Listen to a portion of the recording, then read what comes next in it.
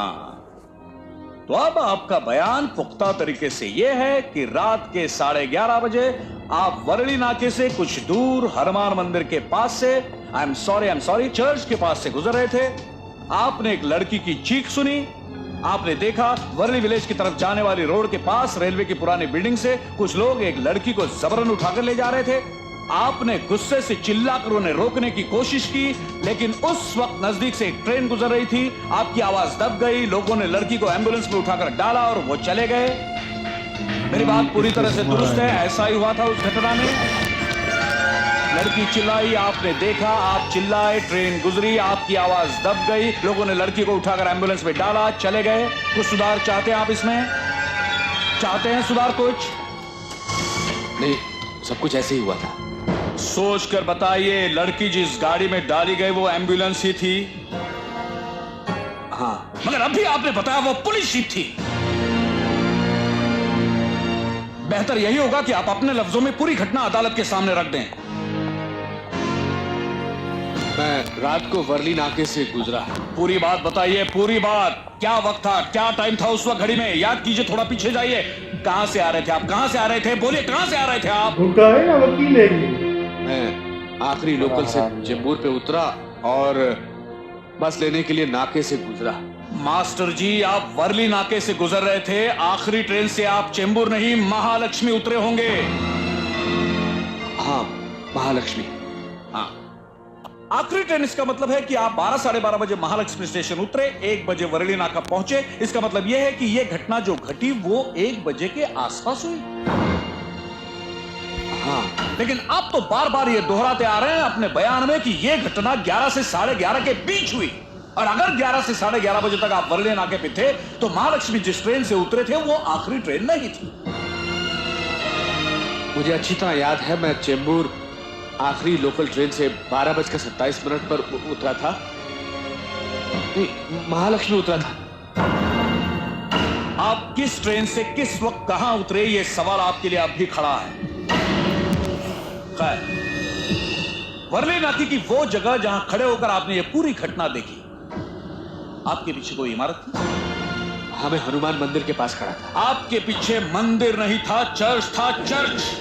बयान में कहा आपने। आप कभी महालक्ष्मी उतरते तो कभी चेंबूर। घटना के वक्त आप कभी चर्च के पास खड़े होते तो कभी मंदिर के पास। जिस गाड़ी में लड़की को डाला गया वो कभी पुलिस जीप होती है तो कभी एम्बुलेंस। आप अपने ही किस्से को समझाने में अदालत का इतना वक्त ले रहे हैं तो अदालत उस घटना तक कब पहुंचेगी जो आपने देखी? अपनी ही कही हुई बात को बदलना, फिर से कोई नई बात करना, इसका मतलब साफ है कि आप अपनी किसी भूल, किसी झूठ को छिपाने में लगे हुए हैं। झूठा नहीं हूं मैं, मेरी हर बात सत्य है। 13 अक्टूबर को नागेश उसके साथियों को लड़की को उठाते हुए मैंने जिस गाड़ी में देखा था वो एक पुलिस जीप थी। और ये हादसा रात को 11:30 बजे हुआ था। और जहां से खड़ा मैं सब कुछ देख रहा था उसके पास एक चर्च था। लेकिन कल रात को 1 बजे चेंबूर नाके पर नागेश ने जिस लड़की को उठाया था उसे उठाकर एक एम्बुलेंस में डाला था। और जहां से खड़ा मैं एक घटना देख रहा था उसके पास एक हनुमान मंदिर था। ये दोनों घटनाएं अलग अलग है वकील साहब, आपकी समझ में कुछ आया कि नहीं? इसका मतलब कल रात आपने ये घटना दोबारा देखी? हाँ, मैंने एक घटना दोबारा देखी। कल रात चेंबूर नाके पर नागेश ने फिर से एक लड़की को उठाया? हाँ, कल रात चेंबूर नाके पर नागेश ने फिर से एक लड़की को उठाया था। लॉर्ड, मास्टर जी के इस किस्से के तार को मैं छेड़ना नहीं चाहता। नागेश, जिसे क्राइम ब्रांच के लॉकअप में पुलिस सुरक्षा में पूरे एहतियात के साथ रखा गया है, उसे कल रात मास्टर जी ने चेंबूर नाके पर देखा। माय लॉर्ड, मास्टर जी की दिमागी हालत को बेहतर समझने के लिए मैं आपके टेबल पर रखी हुई रिपोर्ट पर आना चाहता हूं। रिपोर्ट में यह साफ है, उन डॉक्टर्स ने भी मास्टर जी को दिमाग की एक खास बीमारी का शिकार पाया है। क्या मतलब है आपका? एक मिनट, आपको बोलने का मौका दिया जाएगा। 1 मिनट। माय लॉर्ड, ऐसे केसेस में पेशेंट की मेंटल कंडीशन ऐसी हो जाती है कि वो आंखों से देखता कुछ है और समझता कुछ और है। मसलन सड़क पर वो भीड़ देखता है, मजमा लगा हुआ है, तमाशे का लोग मजा ले रहे हैं, उसे लगता है किसी को पीटा जा रहा है। बस या ट्रेन पकड़ने की जल्दबाजी में सामने से कोई भागता हुआ नजर आता है, उसे लगता है उसका खून करने आ रहा है। ऐसा आदमी हाथ के रुमाल को सांप समझकर चीख सकता है।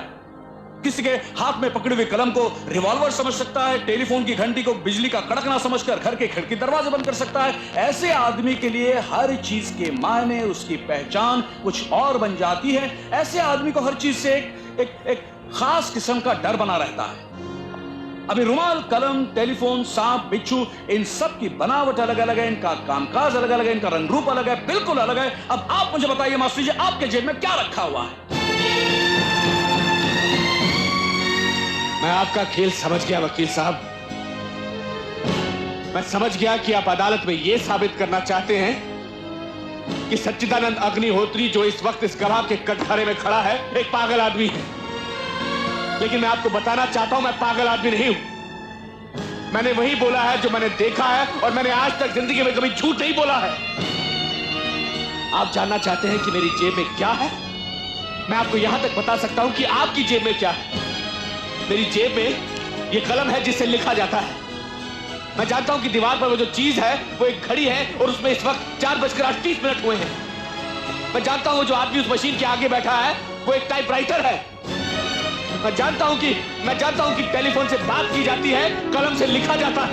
मैं ये भी जानता हूं कि लोगों की भीड़ में जो औरत बैठी है वो मेरी धर्मपत्नी है, उसका नाम गायत्री है, और उसके साथ जो आदमी बैठा है वो मेरा समधी है। मैं ये भी जानता हूं कि मेरा बेगुनाह इकलौता बेटा जो इस वक्त जेल की सलाखों में सड़ रहा है और उसे छोड़ा नहीं जा रहा। मैं जानता हूं कि ये चश्मे का कवर है, और ये क्या है? आप पागल साबित करना चाहते हैं? मैं पागल नहीं हूं। मैं जानता हूं ये कलम नहीं, एक रिवॉल्वर है, और इससे आदमी मर सकता है। आप जानना चाहते हैं कैसे? आप जानना चाहते हैं ना कैसे? ये देखिए ऐसे।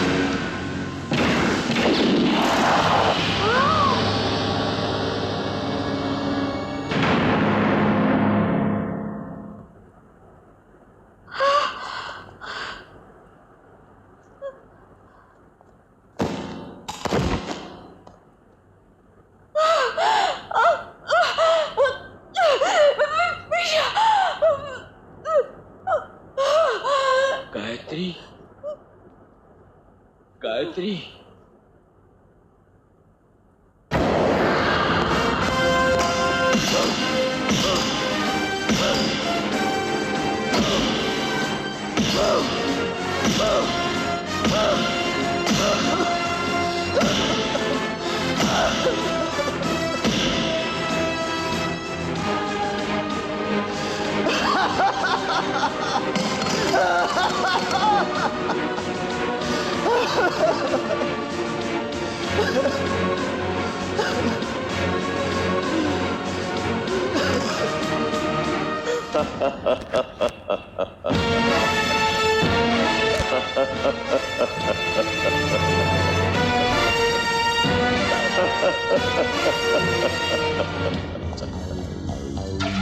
तेरा बाप सर फिरा था।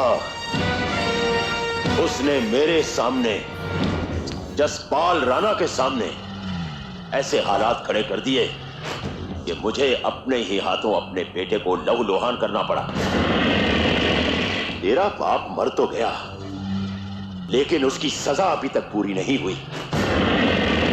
कहते हैं कि बाप के शरीर को जब तक बेटे के हाथों आग न मिले उसे मोक्ष नहीं मिलता। और मैंने कुछ ऐसा बंदोबस्त किया है कि मास्टर की चिता को तेरे हाथों आग नहीं मिलेगी। कोर्ट ऑर्डर के हिसाब से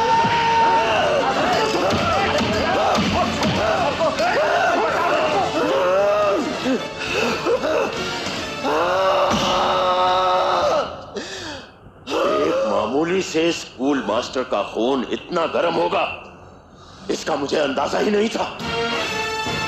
कामले, ठंडा करो इसे, ठंडा करो इसे।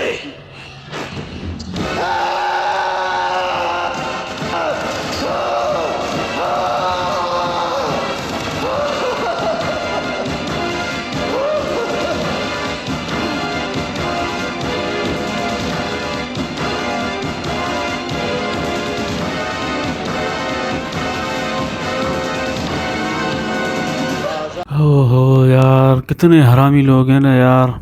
इतना मजबूर कर दिया उनको कि उन्होंने खुद को ही गोली मार दी यार। ये तो हमसे देखा ही नहीं गया यार।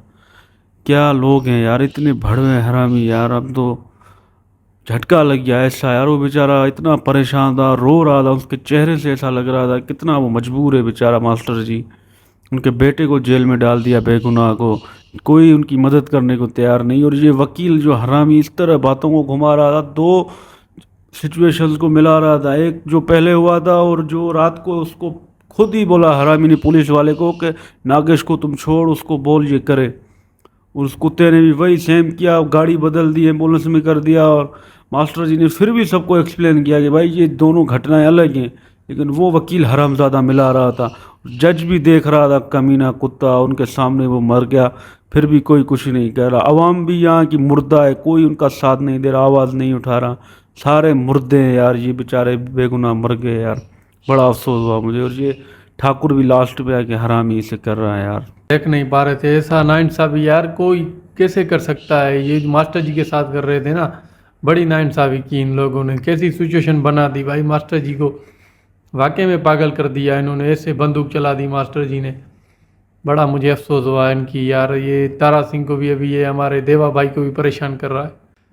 मास्टर साहब को टॉर्चर देकर जहनी मरीज कर दिया। ये फिर से सवाल जवाब वही बेचारे को लास्ट में बोला अब तुम्हारी जेब में क्या है, जेब में पिस्तौल निकल आए, फिर वो अपने आप को ही मार दिया। ये है ना भाई, ये भी वकील भी बड़ा गुंडा लग रहा था मुझे, कोई वकील थोड़ी लग रहा था ये पेशावर, तो ये दलाल लग रहा था। जी को अपने हाथ होते मर गया ना, ये बहुत गलत हुआ है। जज भी यार कहीं का जज ही नहीं है, ये भिखारी है कहाँ। ये तो भाई शर्म आ रही है देख कर, ये मास्टर जी को कैसे भाई टॉर्चर किया, बड़े रही आरामी है।